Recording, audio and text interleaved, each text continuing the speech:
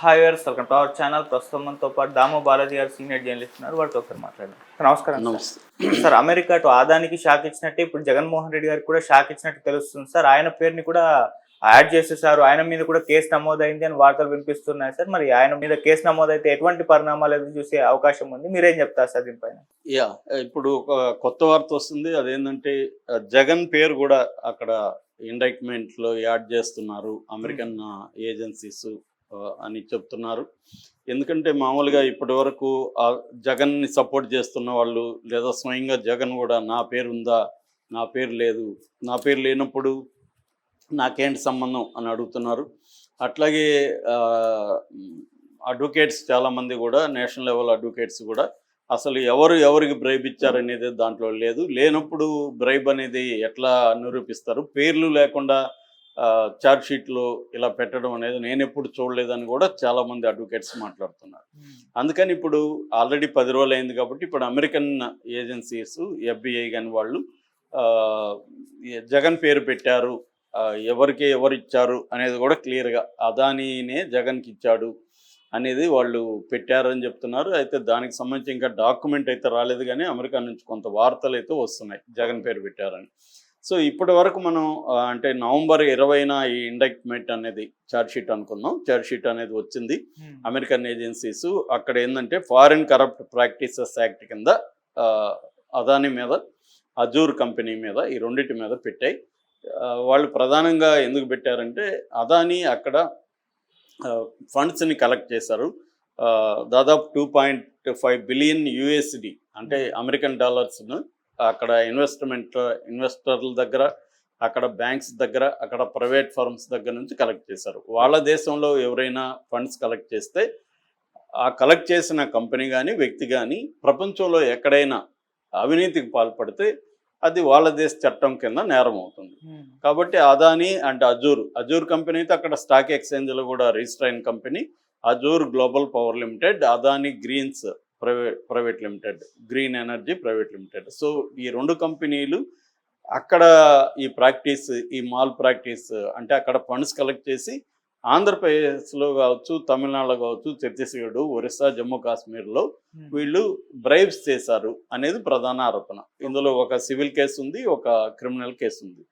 మామూలుగా civil case అయితే జనరల్గా సెటిల్మెంట్లు జరుగుతుంటే నిన్ననే మన ఇన్ఫోసిస్ కూడా దాదాపు 283 కోట్ల ఎగవేత అంటే ఒక మ్యానిపులేషన్ చేసింది. అంటే అక్కడ వీసా మ్యానిపులేషన్ ఇన్ఫోసిస్ చేసింది. దానికి ఫైన్ వేశారు, 283 కోట్లు ఫైన్ వేశారు. కరెక్ట్గా పాటించకపోతే అమెరికాతో డీల్ చేసేటప్పుడు వాళ్ళు ఫైన్ వేస్తుంటారు. ఈవెన్ చివరికి మన ఊరగాయలు కరెక్ట్గా వాళ్ళ స్టాండర్డ్స్ లేకపోతే కూడా ఫైన్లు పడే సందర్భాలు ఉన్నాయి. అందుకని ఫుడ్ కూడా ఎక్స్పోర్ట్ అమెరికాకి చేసేటప్పుడు ఇక్కడ కన్జంప్షన్కి వేరే రకమైన స్టాండర్డ్స్ ఉంటే అమెరికాకి చేసేటప్పుడు చాలా తరవుగా దాన్ని చూసి పంపిస్తారనమాట. ఎందుకంటే వాళ్ళు అంత స్ట్రిక్ట్గా చూసుకుంటారు. సో అది జరిగింది. అయితే ఇప్పుడు అదానికి దీనివల్ల జగన్ పరిస్థితి తర్వాత మాట్లాడతాను నేను. ముందు అదాని ఈ 10 రోజుల్లో నవంబర్ 20 పెట్టారు కదా, 10 రోజుల్లో అదానికి లాభం ఎంత అంటే నష్టం ఎంత అయింది, రికవరీ దాని నుంచి ఎంత అయిందని చూసినప్పుడు ఫస్ట్ ఇమ్మీడియట్గా అదానికి ఒక 1-2 డేస్లో దాదాపు 3 లక్షల కోట్ల నష్టం అనేది స్టాక్ మార్కెట్లో వచ్చింది. ఈ నష్టం అదానికే వచ్చినట్టు కాదు, మదుపుదారులు అంటారు, అంటే మన రీటైల్ ఇన్వెస్టర్లు అందరికి కూడా నష్టమే. LIC కూడా చాలా పెద్ద ఎత్తున నష్టపోయింది.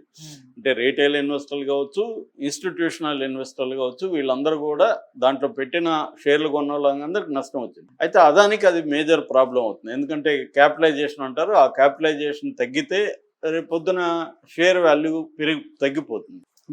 దానివల్ల ఇన్వెస్ట్మెంట్, దానికి పెట్టే ఇన్వెస్టర్స్ తగ్గిపోతారు. ఇలాగ రకరకాల ప్రాబ్లమ్స్ ఉంటాయి.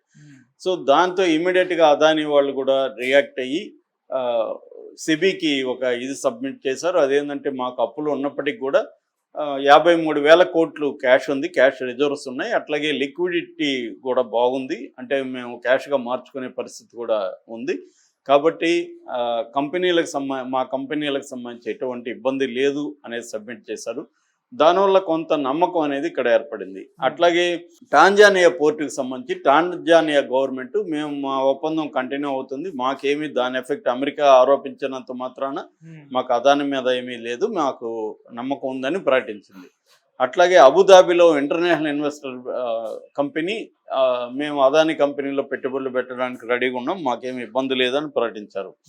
అట్లాగే మహేష్ జట్మలాని కావచ్చు, ముకుల్ రోహత్గి, వీళ్ళిద్దరు సీనియర్ అడ్వకేట్స్ సుప్రీంకోర్టులో, వీళ్ళిద్దరు కలిసి జాయింట్గా ఒక ప్రెస్ మీట్ పెట్టి అసలు ఇది వేస్ట్, ఇది అసలు ఇదేమీ కేసే కాదు, అసలు అదాని మీద లేకపోతే వాళ్ళ మేనల్లుడు సాగర్ మీద మొత్తం 5 కౌంట్లలో 1 and 5 కౌంట్లో అసలు వీళ్ళ పేర్లు కూడా లేవు, ఎవరికి బ్రైబ్స్ ఇచ్చారని కూడా లేదు, ఇది అసలు ఇటువంటి పనికిమాలిన కేసు మేము ఎప్పుడైతే చూడలేదని కొట్టిపారేశారు. అది బాగా ప్రభావితం చూపింది. అంటే అసలు ఈ కేసు ఏం నిలవదులేదు అని. రెండోది క్రిజిల్ రేటింగ్ అంటారు, ఇంటర్నేషనల్గా కంపెనీస్ రేటింగ్ ఇచ్చే సంస్థ క్రిజిల్ రేటింగ్ కూడా పాజిటివ్ రేటింగే ఇస్తున్నామని ప్రకటించింది. సో వీటన్నిటి వల్ల ఏంటంటే మళ్ళీ అదాని షేర్లు అనేది మునుపట్లోకి వచ్చాయి. మనకి లాస్ట్ వీకెండ్ అయ్యేసరికి 1.5 lakhs 1.5 కోట్ల ఆయన క్యాపిటలైజేషన్ అనేది మళ్ళీ ముందుకు వచ్చింది. అంటే 3 లక్షల నుంచి 1.5 తగ్గిపోయింది. నెక్స్ట్ వీక్ మళ్ళీ రావచ్చు. అప్పుడు కూడా హిండన్బర్గ్ జరిగినప్పుడు కూడా ఫస్ట్లో పడిపోయినాయి, మళ్ళీ వచ్చాయి. అంటే ఒక పక్క బీజేపీ ప్రచారం చేస్తుంది పెద్ద ఎత్తున, ఒక అమెరికన్ ఇది పెట్టింది, దానికి మాకేం సంబంధం, అదాని అప్పగించమని ఏమన్నా వాళ్ళు అడిగితే అప్పుడు మేము రూల్స్ బట్టి కేసుని స్టడీ చేసి అప్పగించాలి లేదన్నది ఆలోచిస్తాం. ఇప్పుడు మాకు అసలు సంబంధం లేదు, మేమేం మాట్లాడాలి దాని గురించి, అదేదో ప్రైవేట్ వ్యవహారం అని తేల్చేసింది.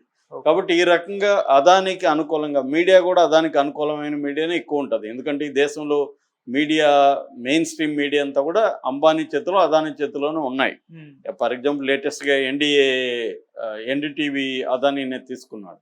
అందుకని మీడియా మేనేజ్మెంట్ కూడా వాళ్ళు ఒక పిక్చర్ క్రియేట్ చేశారు. ఇదేంటంటే అమెరికాలో ఉండే కొన్ని బైడెన్ వెళ్ళిపోతూ బైడెన్ ఏంటంటే ఎవరు ట్రంప్కి అనుకూలంగా ఉన్న వాళ్ళ మీద అంతా ఈ చర్యలు తీసుకుంటున్నారు, ఈయన అదాని ట్రంప్కి శుభాకాంక్షలు తెలియజేశాడు, విషయం తెలియజేశాడు కాబట్టి ఈయన మీద అని చెప్తున్నారు.